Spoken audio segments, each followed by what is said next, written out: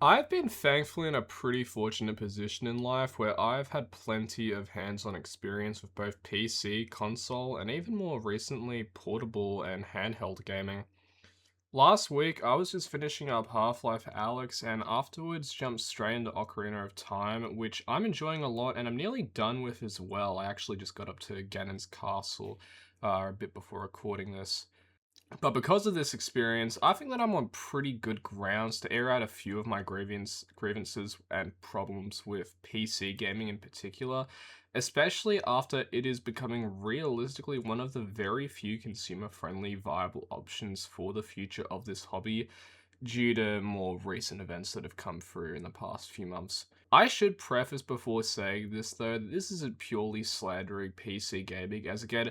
I've had a lot of time with it to a point where it's probably the avenue I've spent the most time in, even factoring in all the time I've spent in playing all of my consoles overall. This is more of an unfortunate reality check that there really isn't any one size fits all solution to gaming, and no matter what route you take, there's always going to be some drawbacks that make me choose one platform over another. So, with that out of the way, let's get straight into this one. So, to get this out of the way, there is an endless list of benefits with PC gaming as a whole that again probably make this the best platform for gaming, especially going into the future of the medium. Steam and GOG are by far the best digital storefronts for games on the market currently, and through legal means or otherwise, the amount of content that you have access to through stuff like emulation is just insane.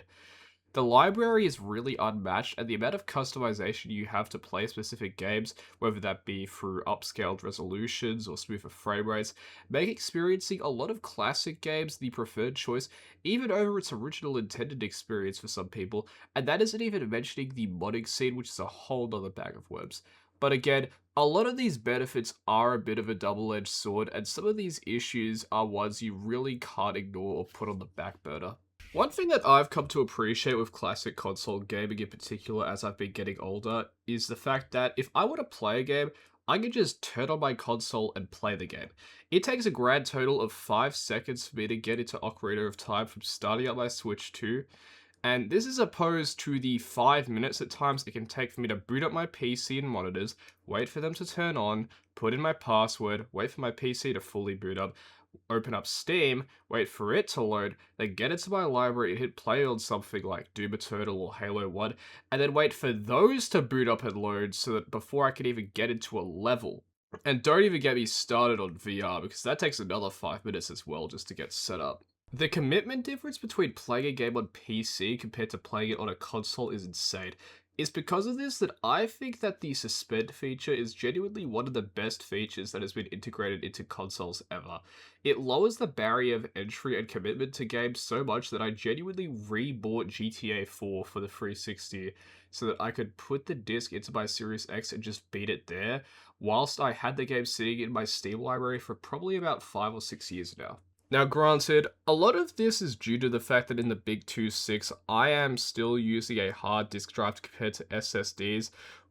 and the fact that PC handhelds like the Steam Deck run on unique OSs that allow for faster boot times with those suspend features that I love as well, could also mitigate this issue a bit. But this actually also segues pretty nicely to my next point, which is that this stuff is expensive. One of the biggest positives and negatives surrounding PC gaming is the barrier to entry. You can technically enter in this market at a pretty decently lower price than a lot of the consoles out today, and still have a great time, especially if you're more interested in playing retro games. But as stuff has progressively been getting more and more expensive over time, the floors and ceilings of this medium have just skyrocketed to a point where I can't even really blame people currently getting a modern console over a PC. For reference, back when I got my PC in 2021, I was told two things by the store clerk who helped me out. One, I wouldn't have to worry about upgrading my PC for at least 5 years. And two, 80% of the cost for my PC, again, at the time, could be attributed to my graphics card and CPU alone,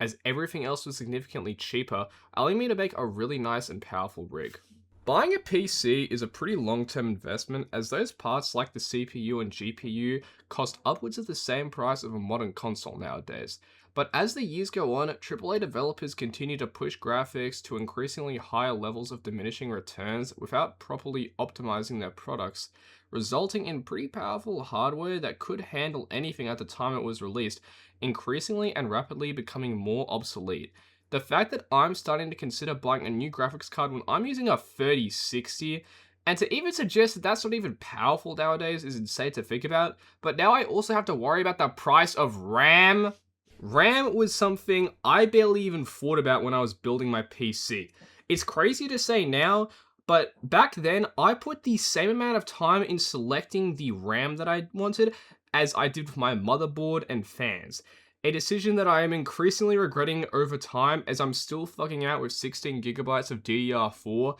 which if I was to upgrade for DDR5 right now and still keep the 16 gigabytes of memory, it would be about 400 Australian now. The barrier to entry and upgrading has just ballooned to unbelievable prices that even with cheaper, great alternatives being available, it's just something that even compared to the increase in price for modern consoles, I can't really fault anybody for choosing to play them just so they can play more modern games. Luckily, this increase in price is offset a bit by the storefronts we have access to on PC, those being Steam and the niche but arguably better deal of GOG. Steam is objectively the best digital license store that we have available to us right now. They go above and beyond in making any semblance of ownership with the most uptight developers possible, allowing you to keep and play delisted games from the store in your library, with the only real drawbacks being if you lose your account or if the game servers go offline if it's an online only game. However, I still do have a bit of a problem with that first point. If you're buying a license to products, losing your account one way or the other also results in you losing your licenses to those games. And some games are DRM free and do provide executable files in their folder once you download them, but they are very few and far between from my experience, and a lot of the problems with digital storefronts are still present, as opposed to having something like GOG where everything is DRM free and you do genuinely own the files that you have access to and are free to use them however you want. On the topic of DRM, its inclusion also unfortunately forces pretty much everyone to use Windows as their OS for gaming, which, as I mentioned before, is part of the reason why I much prefer playing games on consoles when I have the chance. This OS was just not built for gaming, and it is such a shame that even despite a lot of Valve's efforts to remedy a lot of this damage, Linux branches are still not compatible with a lot of pretty popular games that contain DRM. Notably Fortnite and pretty much anything with a kernel or similar level of anti-cheat. Luckily, this isn't really something that affects me as much as I really boot up Fort nowadays, but this lack of compatibility is still the reason why I'm reluctantly rocking out with Windows to this day. One final thing that I want to touch on, which also makes me more inclined to play games on consoles more often than not, is the terrible PC ports that exist for a lot of classic games. This is thankfully becoming less and less of an issue, but especially back when I was first getting into PC gaming back in the mid to late 2010s, PC gamers would often have to wait a few months to even years to receive ports to incredible games to the PC, with pretty lackluster buggy ports that would more often than not require a community patch to fix. While I haven't had the opportunity to play Fallout 3 on New Vegas yet, I have had first-hand experience in knowing that Bethesda are terrible at porting games to PC, and 13-year-old Lazy was struggling to run Fallout 4 at a stable frame rate without it crashing once or twice every new play session.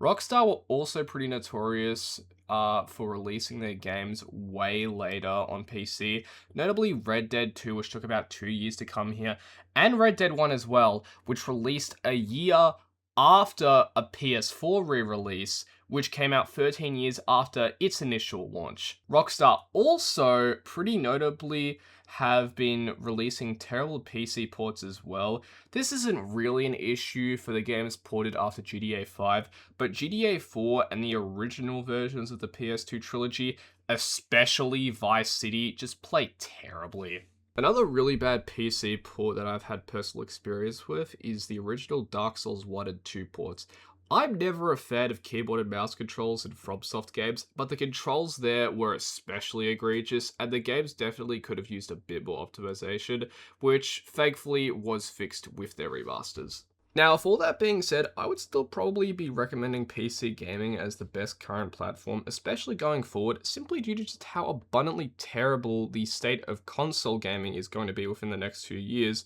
and also because of all the customization and accessibility options and library that you have access to. You could technically play any game that you want on PC, especially in the near future with the increased work on development for more modern console emulators, and the options that you do have for digital storefronts are objectively just the best on the market. My point with this video, I guess, was just to highlight that there really is no one size fits all approach to this medium, and every single avenue does have slight drawbacks no matter how you slice it, and it really isn't as simple as just choosing one option to have access to everything.